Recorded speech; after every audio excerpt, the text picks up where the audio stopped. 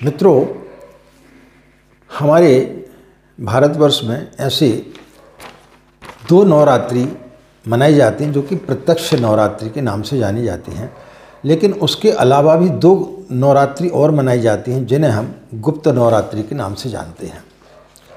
तो आज हम आपके लिए माघ मास के गुप्त नवरात्रि के बारे में बताएंगे कि उस दिन आपको साधना किस प्रकार से करना चाहिए और यह त्यौहार कब पड़ेगा, उसकी अवधि कब से कब तक की रहेगी। इस सब चीज़ की जानकारी आज हम आपके लिए देने के लिए जा रहे हैं गुप्त नवरात्रि की। राधे राधे, जय श्री कृष्णा, नमस्कार। मैं आचार्य पंडित गिरीश बारोलिया। सर्वमंगल मांगल्ये शिवे सर्वार्थ साधिके शरण्ये त्र्यंबके गौरी नारायणी नमस्तुते। या देवी सर्वभूतेषु मातृरूपेण संस्थिता नमस्तस्यै नमस्तस्यै नमस्तस्यै नमो नमः। या देवी सर्वभूतेषु शक्तिरूपेण संस्थिता नमस्तस्यै नमस्तस्यै नमस्तस्यै नमो नमः। या देवी सर्वभूतेषु विद्यारूपेण संस्थिता नमस्तस्यै नमस्तस्यै नमस्तस्यै नमो नमः। मित्रों, ऐसे तो दो नवरात्रि, एक चैत्र नवरात्रि जिसे हम बसंत नवरात्रि भी बोलते हैं और दूसरी नवरात्रि आश्विन नवरात्रि जिसे हम शारदीय नवरात्रि के नाम से भी जानते हैं। ये दो नवरात्रि प्रत्यक्ष रूप से जानी जाती हैं, इनका ज़्यादा प्रचलन है, इसलिए प्रायः लोगों को इन दो नवरात्रियों के बारे में ज़्यादा जानकारी रहती है। दो नवरात्रि और मनाई जाती हैं जिन्हें कि हम गुप्त नवरात्रि बोलते हैं। ये माघ मास और आषाढ़ मास के समय मनाई जाती है। तो ये जो गुप्त नवरात्रि हैं, इन्हें गुप्त नवरात्रि इसलिए बोला जाता है कि हम जो भी साधना करते हैं उसे हमेशा गुप्त रखना चाहिए। यदि आप अपनी साधना को किसी को बताते हैं तो उसमें जो है साधना में थोड़ा सा फर्क आ जाता है, यानी या तो आपके अंदर अहंकार आ जाता है, या आप जब किसी को बताते हैं और किसी व्यक्ति ने यदि उसमें कोई त्रुटि बता दी या कोई आपके अंदर इस प्रकार की शंका कर दी तो फिर जो है व्यक्ति थोड़ा सा उसके अंदर भय आ जाता है या उसके अंदर अविश्वास पैदा हो जाता है। इसलिए कभी भी किसी प्रकार की कोई भी हम साधना करते हैं तो उसे हमेशा गुप्त रखना चाहिए। गुप्त नवरात्रि जो माघ मास में पढ़ने के लिए जा रही है, यह आपको 2 फरवरी से लेकर के 10 फरवरी के मध्य पड़ेगी। इस बीच में आप जो है गायत्री का एक लघु अनुष्ठान भी कर सकते हैं, जिसके बारे में हम आपको बताएंगे। शक्ति की उपासना की जाती है। माँ दुर्गा की 10 महाशक्तियों का इसमें जो है कि साधना का विधान है। दुर्गा चालीसा का भी लोग पाठ करते हैं, दुर्गा सप्तशती का भी लोग पाठ करते हैं, यानी इस शक्ति की उपासना का पर्व है। इस समय आप गायत्री की साधना भी कर सकते हैं, गायत्री का लघु अनुष्ठान कर सकते हैं। गायत्री भी जो है शक्ति की ही उपासना कहलाती है। इसमें समस्त ब्रह्मांड की सारी शक्तियों का समाहित होता है।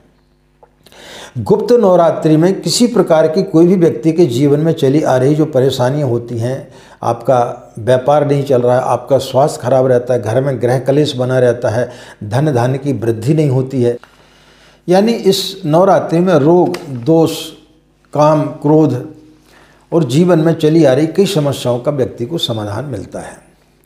तो इस नवरात्रि में आपको जो है गायत्री का लघु अनुष्ठान करना चाहिए। जिस प्रकार का अनुष्ठान आप आश्विन नवरात्रि या चैत्र नवरात्रि में करते हैं, उसी प्रकार से आपको इस नवरात्रि में करना चाहिए। तो इस नवरात्रि में करने से विशेष प्रकार की शक्तियाँ आपको अर्जित होती हैं, विशेष प्रकार का लाभ आपको प्राप्त होता है।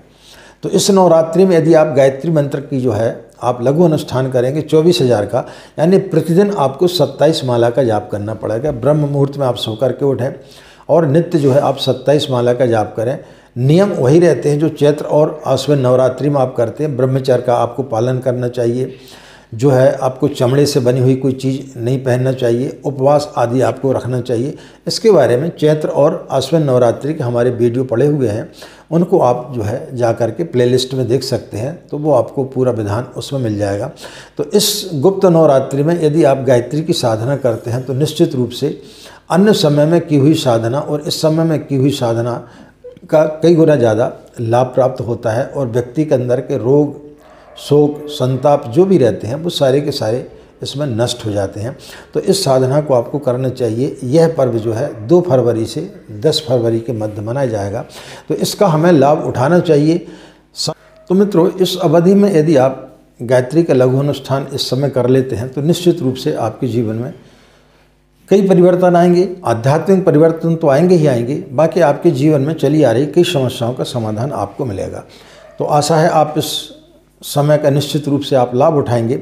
और किसी प्रकार की कोई भी यदि आपको शंका इस बीच में आती है तो हमारे जो नंबर व्हाट्सएप का दिया रहता है, उस व्हाट्सएप पर अपना मैसेज डाल करके और हमसे समय ले लें, और हम जिस समय पर आपको हम बात करने के लिए बोलेंगे उस समय पर आप हमसे अपनी शंका का समाधान निःशुल्क कर सकते हैं। इसमें किसी प्रकार की कोई शुल्क नहीं ली जाती है।